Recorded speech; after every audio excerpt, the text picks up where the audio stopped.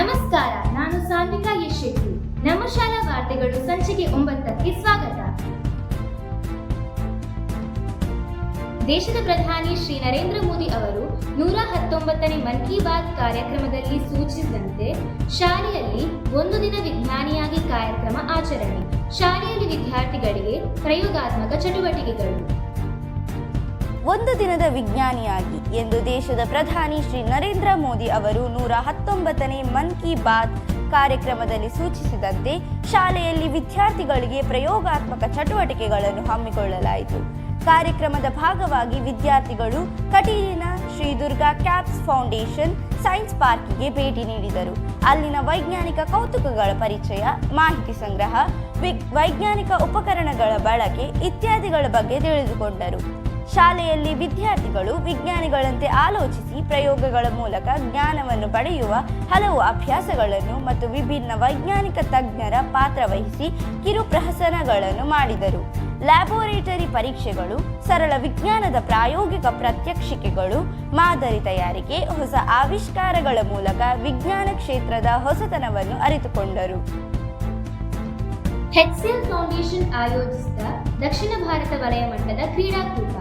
ಸತತ 2ನೇ ಬಾರಿ ಪ್ರಪ್ರಥಮ ಸ್ಥಾನ ಪಡೆದ ಶಾಲಾ ಬಾಲಕಿಯರ ಖೋ-ಖೋ ತಂಡ. 100 ಮೀಟರ್ ಓಟದಲ್ಲಿ ಸೃಜನ್ ಶೆಟ್ಟಿ ರಾಷ್ಟ್ರಮಟ್ಟಕ್ಕೆ ಆಯ್ಕೆ.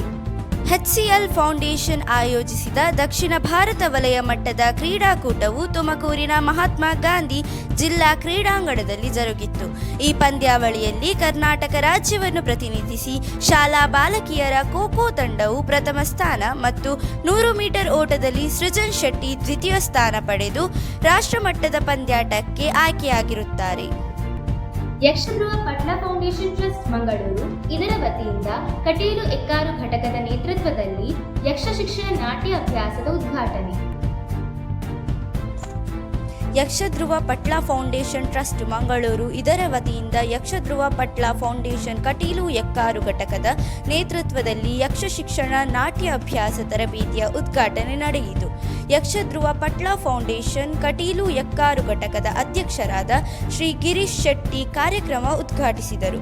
ಬಜಪೆ ವ್ಯವಸಾಯ ಸೇವಾ ಸಹಕಾರಿ ಬ್ಯಾಂಕ್ನ ನಿವೃತ್ತ ಮಹಾಪ್ರಬಂಧಕರಾದ ಶ್ರೀ ರತ್ನಾಕರ ಶೆಟ್ಟಿ, ಯಕ್ಷಧ್ರುವ ಪಟ್ಲ ಫೌಂಡೇಶನ್ ಕಟೀಲು ಎಕ್ಕಾರು ಘಟಕದ ಪ್ರಧಾನ ಸಂಚಾಲಕರಾದ ಶ್ರೀ ನಿತೇಶ್ ಶೆಟ್ಟಿ, ಸಂಚಾಲಕರಾದ ಶ್ರೀ ಸತೀಶ್ ಶೆಟ್ಟಿ, ಯಕ್ಷ ಶಿಕ್ಷಣ ಗುರುಗಳಾದ ಶ್ರೀ ರಾಮಪ್ರಕಾಶ್ ಕಲ್ಲೂರಾಯ, ಶ್ರೀ ಸುರೇಶ್ ಶೆಟ್ಟಿ, ಶಾಲಾ ಮುಖ್ಯ ಶಿಕ್ಷಕರು, ಶಿಕ್ಷಕ ವೃಂದ ಮತ್ತು ವಿದ್ಯಾರ್ಥಿಗಳು ಸಮಾರಂಭದಲ್ಲಿ ಪಾಲ್ಗೊಂಡಿದ್ದರು.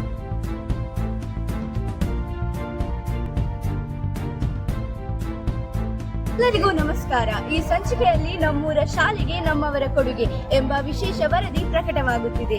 ಇದರಲ್ಲಿ ದಾನಿಗಳು ನೀಡಿದ ಕೊಡುಗೆ ಮತ್ತು ಸೇವಾ ಮನೋಭಾವವನ್ನು ಗುರುತಿಸಿ ನುಡಿ ನಮನಗಳೊಂದಿಗೆ ಕೃತಜ್ಞತೆ ಸಲ್ಲಿಸುವುದೇ ಇದರ ಮುಖ್ಯ ಉದ್ದೇಶ. ಈ ಸಂಚಿಕೆಯಲ್ಲಿ ನಮ್ಮೂರ ಶಾಲೆಗೆ ನಮ್ಮವರ ಕೊಡುಗೆ ಶೀರ್ಷಿಕೆಯಡಿಯಲ್ಲಿ ವಿಶೇಷ ವರದಿ ಪ್ರಕಟಗೊಳ್ಳುತ್ತಿದೆ.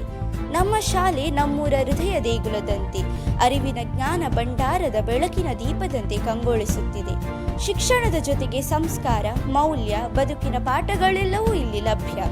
ಶಾಲಾಭಿವೃದ್ಧಿಗೆ ತಮ್ಮ ಕೊಡುಗೆ ಅವಶ್ಯಕ ಎಂದು ವಿದ್ಯಾರ್ಥಿಗಳು, ಹಿರಿಯ ವಿದ್ಯಾರ್ಥಿಗಳು, ಊರವರು, ದಾನಿಗಳು, ಶಾಲಾಭಿಮಾನಿಗಳು ಜೊತೆ ಸೇರಿದಾಗ ಶಾಲೆಯ ಪ್ರಗತಿ ಇಮ್ಮಡಿಯಾಗುತ್ತದೆ. ಕಳೆದ ಕ್ಷಣಗಳ ಹೆಜ್ಜೆ ಗುರುತಲ್ಲಿ ವರ್ತಮಾನದ ಛಾಪನ್ನು ಮೂಡಿಸಿ ಭವಿಷ್ಯದ ಹೊಂಗನಸು ಕಾಣುವುದೇ ಈ ವಿಶೇಷ ವರದಿಯ ಉದ್ದೇಶ. ನಮ್ಮೂರ ಶಾಲೆಗೆ ನಮ್ಮವರ ಕೊಡುಗೆ ವರದಿಯಲ್ಲಿ ದಾನಿಗಳು ನೀಡಿದ ಕೊಡುಗೆಗಳನ್ನು, ಸೇವೆಯನ್ನು ಗುರುತಿಸಿ ನುಡಿ ನಮನಗಳೊಂದಿಗೆ ಕೃತಜ್ಞತೆ ಸಮರ್ಪಿಸುವುದೇ ಇದರ ಉದ್ದೇಶ.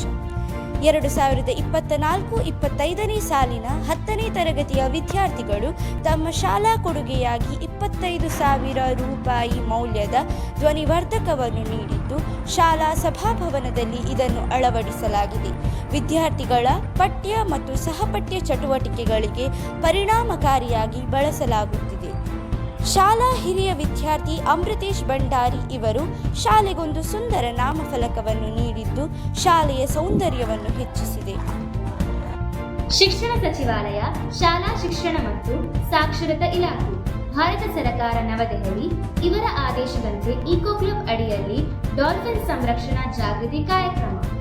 ಶಿಕ್ಷಣ ಸಚಿವಾಲಯ, ಶಾಲಾ ಶಿಕ್ಷಣ ಮತ್ತು ಸಾಕ್ಷರತಾ ಇಲಾಖೆ, ಭಾರತ ಸರ್ಕಾರ, ನವದೆಹಲಿ ಇವರ ಆದೇಶದಂತೆ ವನಸಿರಿ ಇಕೋ ಕ್ಲಬ್ ಆಯೋಜಿಸಿದ ಡಾಲ್ಫಿನ್ ಸಂರಕ್ಷಣಾ ಜಾಗೃತಿ ಕಾರ್ಯಕ್ರಮ ಶಾಲೆಯಲ್ಲಿ ಹಮ್ಮಿಕೊಳ್ಳಲಾಯಿತು.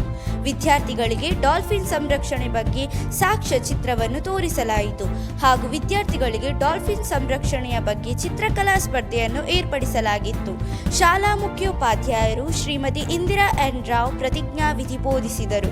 ಶಾಲಾ ಇಕೋ ಕ್ಲಬ್ ಸಂಚಾಲಕರಾದ ಶ್ರೀಮತಿ ರಮ್ಯಾ ರವರು ನದಿಗಳ ಮಾಲಿನ್ಯ, ಮರಳು ಗಣಿಗಾರಿಕೆ ಮತ್ತು ಇಳಿದ ನೀರಿನ ಮಟ್ಟದಿಂದಾಗಿ ಡಾಲ್ಫಿನ್ಗಳ ಸಂಖ್ಯೆಯಲ್ಲಿ ಗಣನೀಯ ಕುಸಿತ ಕಂಡುಬರುತ್ತಿದೆ. ಪ್ರತಿಯೊಬ್ಬರೂ ನದಿಗಳನ್ನು ಸ್ವಚ್ಛವಾಗಿ ಮತ್ತು ಜೀವವೈವಿಧ್ಯತೆಯನ್ನು ಅನುಕೂಲಕರವಾಗಿ ಕಾಯ್ದುಕೊಳ್ಳುವ ಜವಾಬ್ದಾರಿ ಹೊಂದಿರಬೇಕು ಎಂದು ಹೇಳಿದರು. ಇಲ್ಲಿಗೆ ನಮ್ಮ ಶಾಲಾ ವಾರ್ತೆಗಳು ಸಂಚಿಕೆ 8 ಮುಕ್ತಾಯಗೊಂಡಿದ್ದು, ಮುಂದಿನ ಸಂಚಿಕೆಯಲ್ಲಿ ಮತ್ತೆ ಭೇಟಿಯಾಗೋಣ. ಧನ್ಯವಾದಗಳು.